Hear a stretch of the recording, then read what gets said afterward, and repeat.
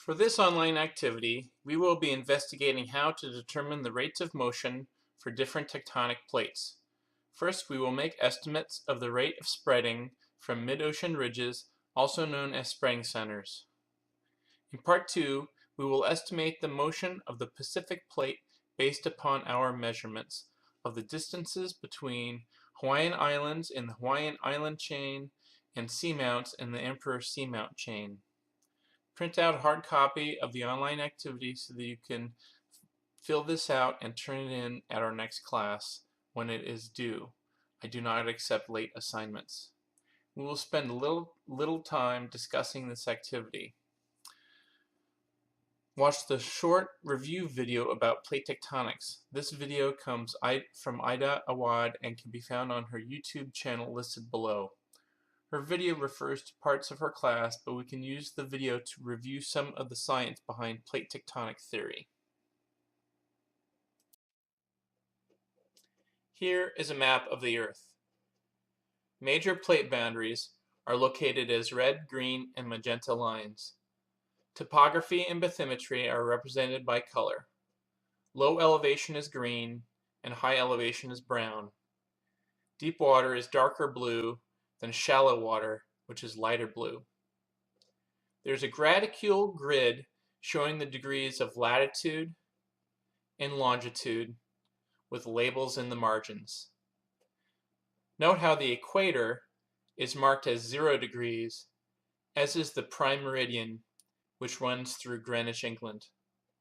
Two plate boundaries we will use to investigate plate motion rates are the Mid-Atlantic Ridge and the East Pacific Rise.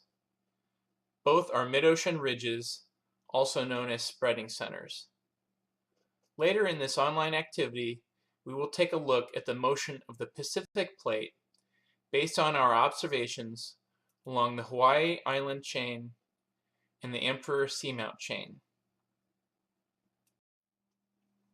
First, we will review something about the Earth, the latitude and longitude coordinate system, and maps. The map on the top center looks like the map we are using in our online activity. The latitude and longitude graticule grid lines are rectangular. This is because these maps are using a projection to place the three-dimensional Earth onto a two-dimensional map. These two versions at the bottom are also projections of the Earth, but they show how the longitudinal lines, meridians like the prime meridian, actually converge, come together at the poles, as does the view of the globe in the upper right-hand corner. This is a projection that even more demonstrates how these longitude lines, the meridian lines, converge at the poles. This figure shows again how the meridians converge at the poles. This also shows how the latitude lines remain parallel throughout the Earth. Why does this matter to us for our online activity?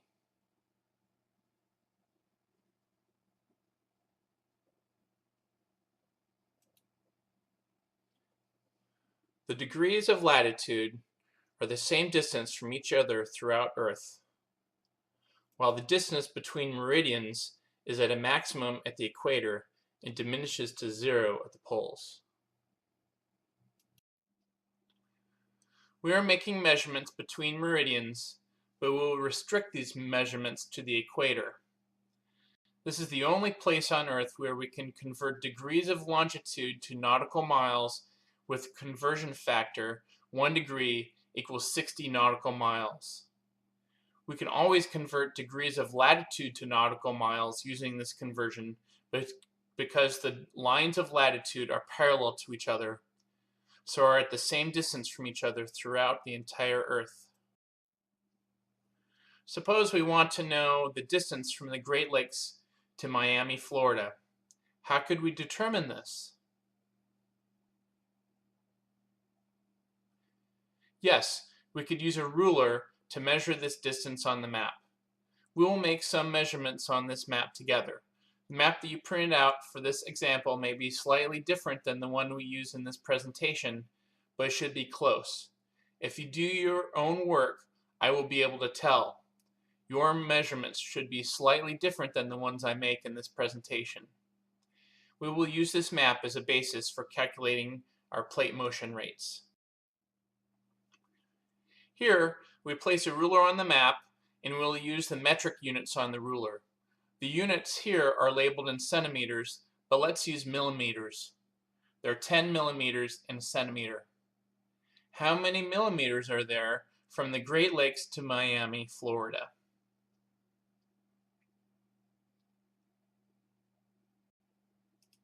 Yes, there are about 21 millimeters between the Great Lakes and Miami, Florida.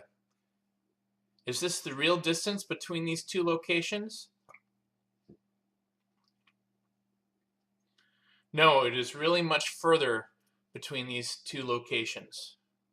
As a side note, we also know that there are 1,000,000 millimeters in a kilometer and 1,000,000 years in 1,000,000 years.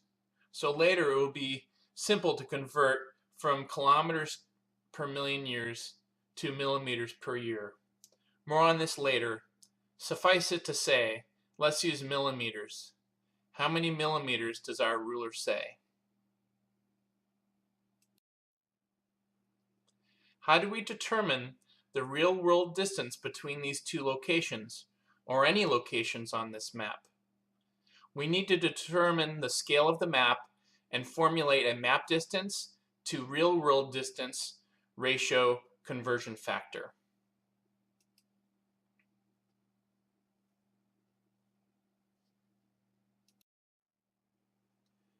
These gradicules show us a real-world distance on the map, and we can use these to determine the scale of the map.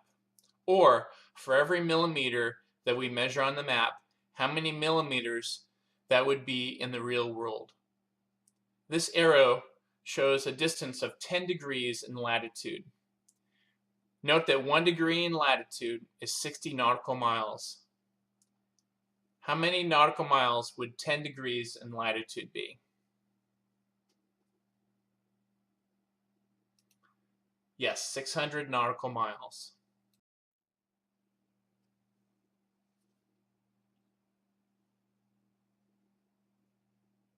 How many millimeters are there between 0 degrees and 10 degrees south? 11 millimeters. Is this the real world distance? No. Let's do the calculation to figure this out. How to convert map distance into real world distance. Here are our two measures. The map distance is on the left and the real world distance is on the right. From this, we find that there are two possible conversion factors: 11 millimeters per 10 degrees or 10 degrees per 11 millimeters. If we want to convert units, we want to use a conversion factor that lets us cancel the units. If we want to convert 11 millimeters to some distance with the units in degrees, do we use the ratio on the right or the left?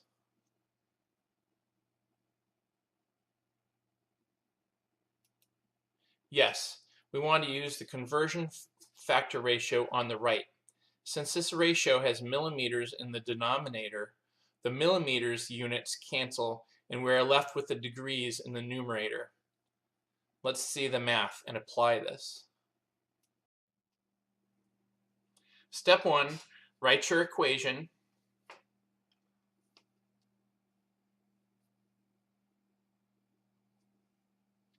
Step 2, cancel the units.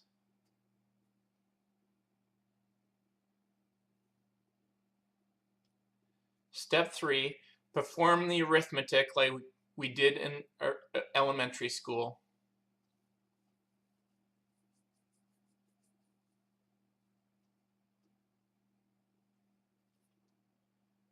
Step 4, check the answer to see if it makes sense. Yes, we have confirmed that 11 millimeters in map distance is equal to 10 degrees in the real world distance. Let's do a real example now that we have a conversion factor ratio for this map. We will use this conversion factor for all the measurements we will make during this online activity using this map. Suppose we are interested in measuring the distance demarcated by the orange arrow on this map. What is the first step?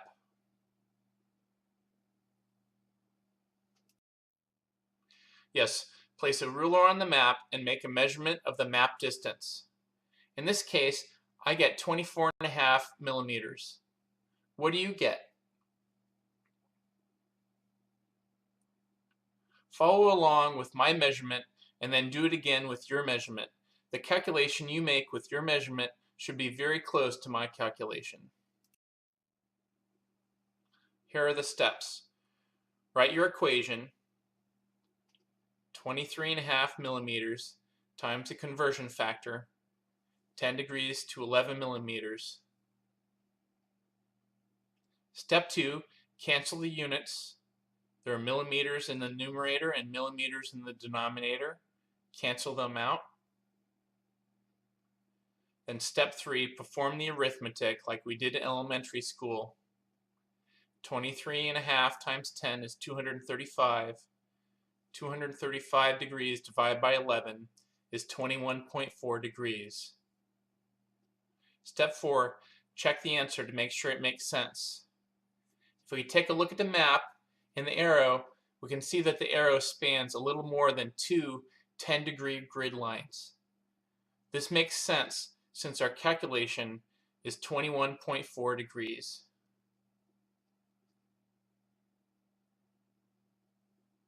Step 5, our next step will be to convert this real-world measurement in degrees and convert it to kilometers.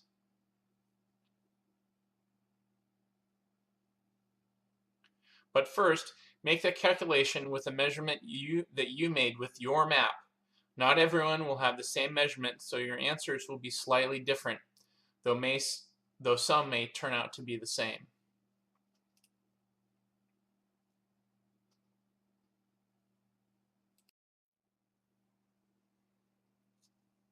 Step 1, write your equation.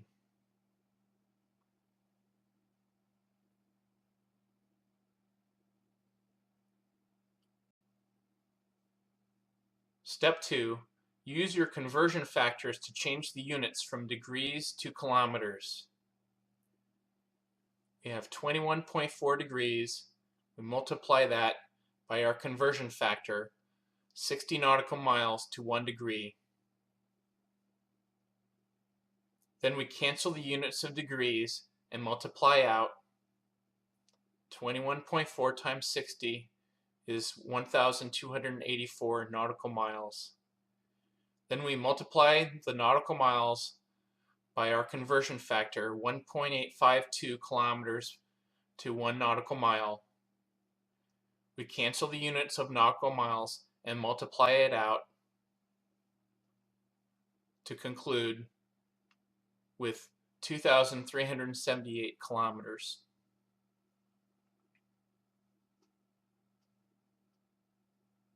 The length of that arrow is 2,378 kilometers. Finally, think if this answer makes sense. Do a little math in your head as a check. Round up or down the conversion factors and then do some multiplying. For example, round the measurement to 20 degrees and use a conversion of 2 kilometers for each nautical mile instead of 1.852. What do you get?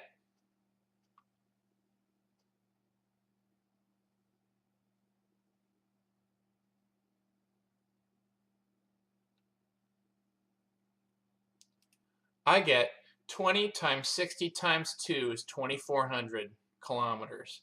This is pretty close to 2378, the answer we got when using the correct conversion factors. It is always good to do a little checking of your math. We almost have enough information to calculate a plate motion rate. Recall that a plate motion rate of velocity is defined by a distance divided by a time. Rate equals distance divided by time. We have a distance. We just needed time.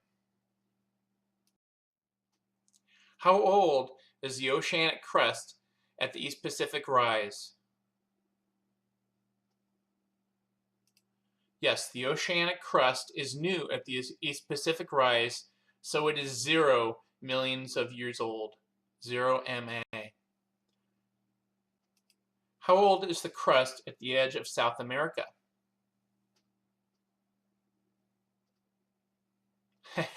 That was a trick question. I've not told you yet, though you could look it up. Along the equator, the oceanic crust at the edge of South America is about 20 million years old. 20 MA. So, step 1, write your equation. Rate is distance over time. Step 2, insert the variables and solve for rate, the unknown. Rate equals 2378 kilometers, your distance, divided by 20 MA, your time. Dividing that out, we find that our rate is 119 kilometers per million years. Step 3, convert the rate from kilometers per million years to millimeters per year with your conversion factors. Note that there are a million millimeters per kilometer, and there are a million years in a million years. Step 4, cancel the units and other numbers. We can cancel kilometers, we can cancel MA, and we can cancel a million in the numerator and a million in the denominator. And if we multiply this out, we find our rate to be 119 millimeters per year. Do you see something similar between the rate of kilometers per millions of years and millimeters per year?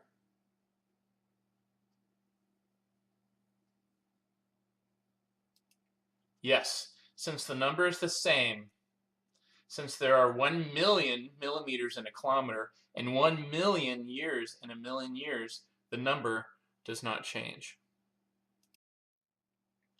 Here is the measurement you need to make for your mid-Atlantic ridge spreading rate calculation. Show all of your work.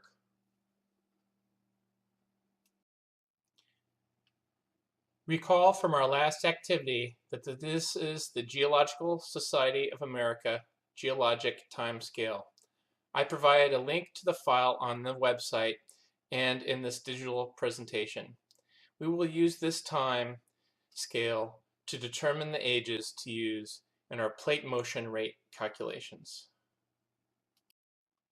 The age of the oceanic crust just offshore of Africa is mid-Cretaceous in age. Use this time scale to estimate what mid-Cretaceous is. Use a value that is midway between the beginning and ending of the Cretaceous period. Note the years in millions of years are on the right of this figure. The Cretaceous period begins at 145 million years ago and ends at about 66 million years ago. And here is the measurement you need to make for the East Pacific Rise spreading rate calculation. Show all of your work.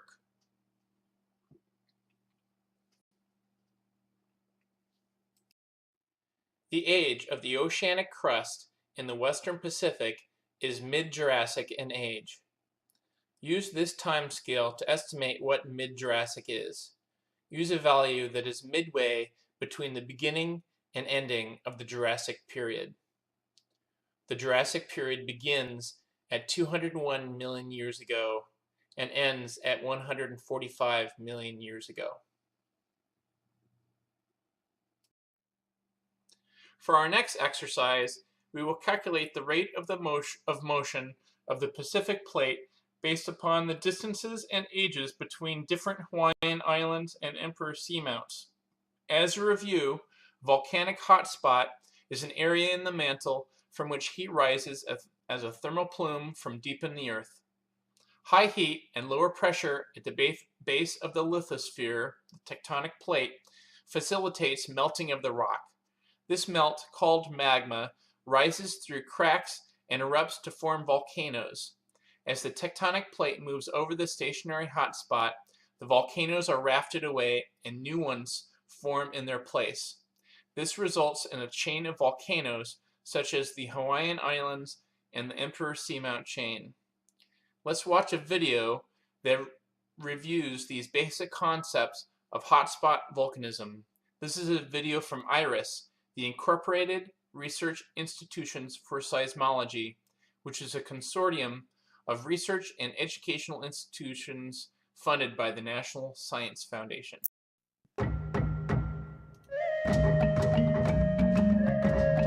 A hotspot is a localized source of high heat energy that sustains volcanism. It is not an isolated shallow magma reservoir beneath the crust, nor is it a pipe of magma that streams from the outer core. One theory holds that hotspots may begin as a blowtorch-like thermal perturbation in a zone between the liquid outer core and an overlying mantle about 2,900 kilometers deep. The thermal plume allows solid, yet mobile mantle to rise very slowly and convect outward. Convection is the process by which heated material rises and cooler material sinks. Although magma may be generated as deep as 1,500 kilometers, individual blocks do not traverse the entire mantle. Let's zoom in to look at the onset of hotspot volcanism beneath a moving plate. As each pocket of melt stalls, its heat is transferred to adjacent rock. This transfer continues to the base of the tectonic plate, where decreased pressure facilitates rock melting. The magma that forms at the base of this plate rises through the plate in a network of cracks and shallow chambers and erupts on the surface.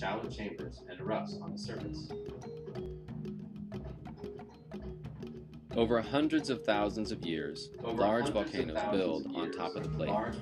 The weight of the volcanoes bends the plate downward.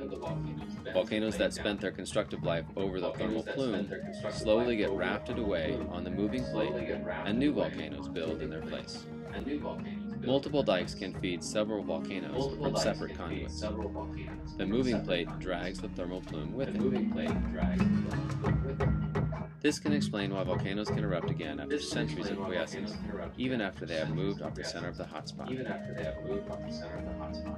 However, erosion greatly outpaces volcanism as eruptions wane, and the buoyant effect of the plume diminishes, allowing the volcano to subside.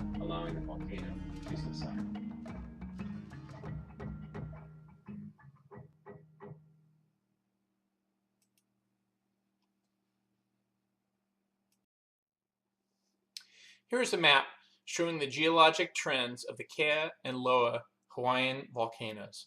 This is from a U.S. Geological Survey professional paper celebrating the 75th anniversary of the Hawaiian Volcano Observatory from 1987.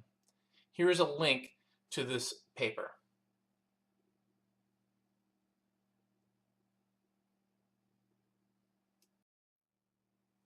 This is the map we will be using for our plate motion calculations.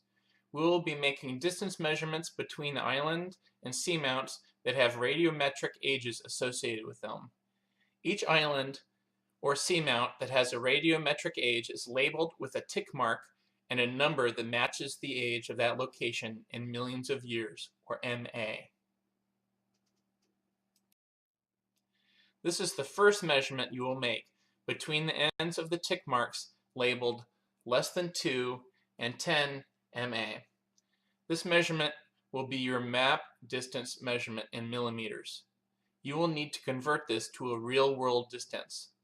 Then you will divide this distance by the time span to calculate the rate of motion for this time span. This is the second measurement you will make. This is the third measurement you will make. Note how I'm measuring the distance between the ends of the tick marks. This slide gives you a hint about where to make a measurement so you can make a map scale correction ratio. This is the same thing you did in the first part of this activity. Note, this is 10 degrees in real-world distance. In this example, I measure 18.5 millimeters. From this, I can say that the map distance of 18.5 millimeters is equal to 10 degrees of latitude in real-world distance. Now all I need to do is formulate the ratio to use for each of my measurements. Your measurement may be different or may be the same as my measurement. Finally, sediment thickness can be considered a distance, so we can use this rearranged formula to determine the thickness of sediment given a sedimentation rate and an amount of time. So step 1, we will rearrange the formula to solve for distance. Multiply both sides by time, then cancel these.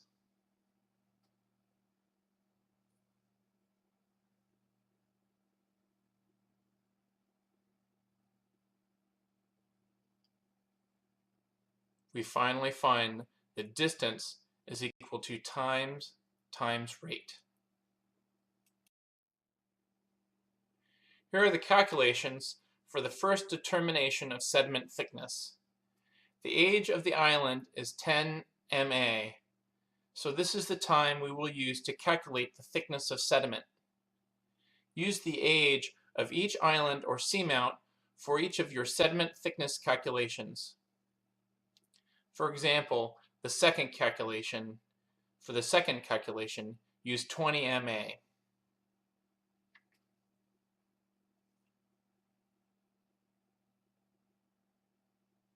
Distance is 10 MA, which is the time, times the rate, which is 2 millimeters per 1,000 years.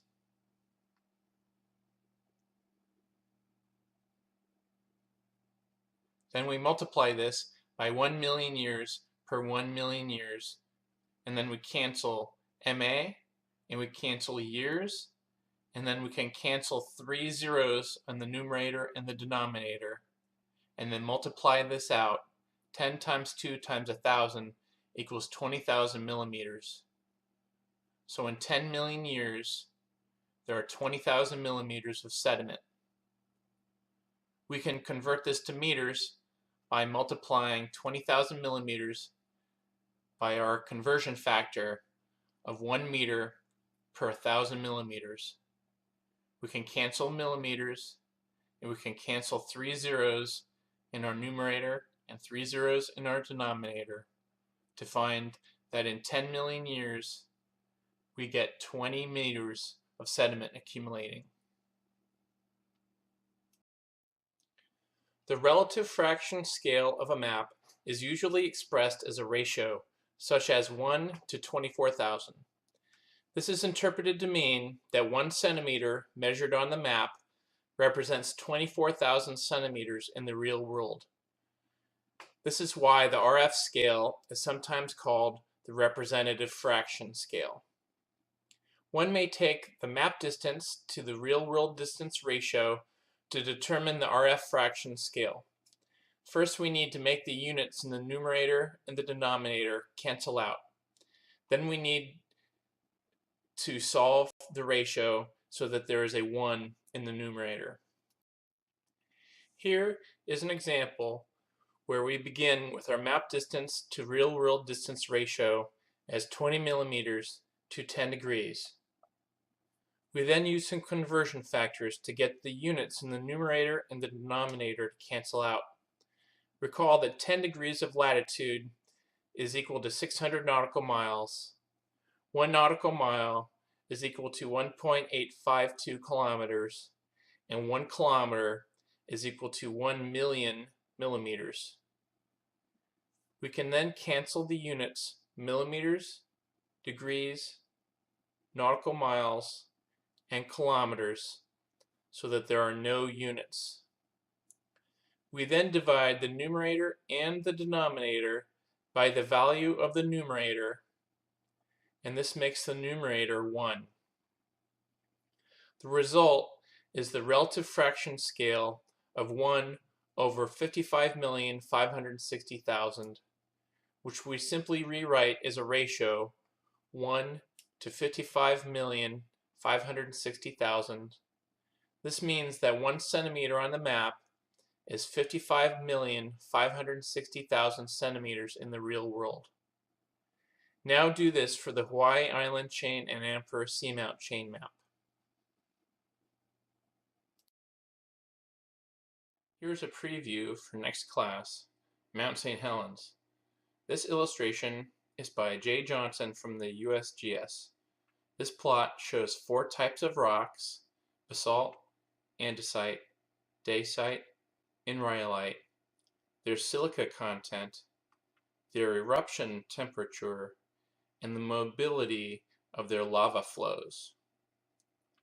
The behavior of a lava flow depends primarily on 1, its viscosity, or resistance to flow, 2, the slope of the ground over which it travels, and 3, the rate of lava eruption.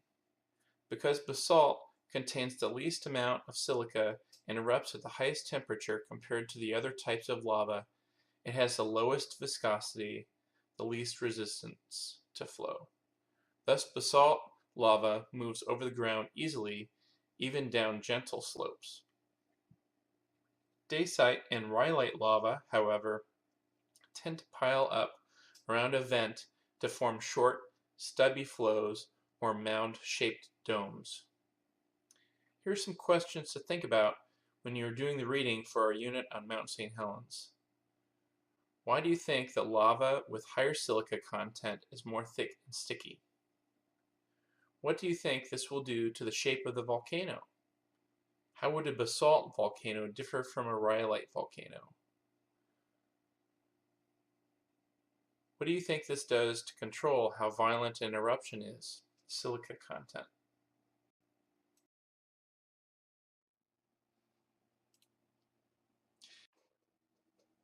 On the right shows part of the geologic time for Oregon.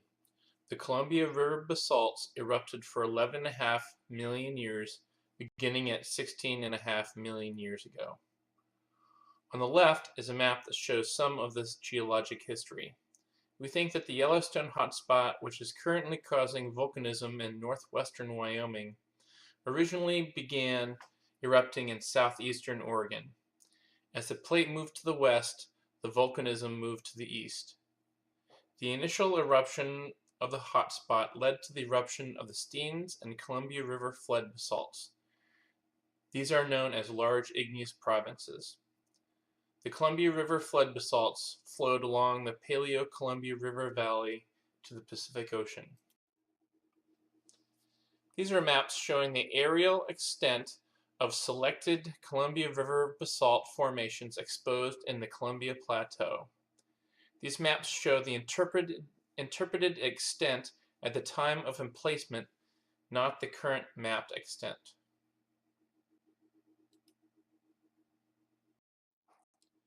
The vertical axis on this plot represents the number of atoms in percent. The horizontal axis represents the number of half-lives or elapsed time. In other words, this plot shows the number of parent and daughter isotopes that exist for a given number of half-lives.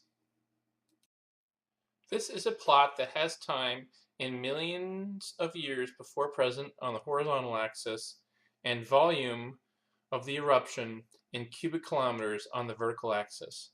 For our next online activity, we will be using our knowledge of radioactive half-lives to determine the age of some basalt samples.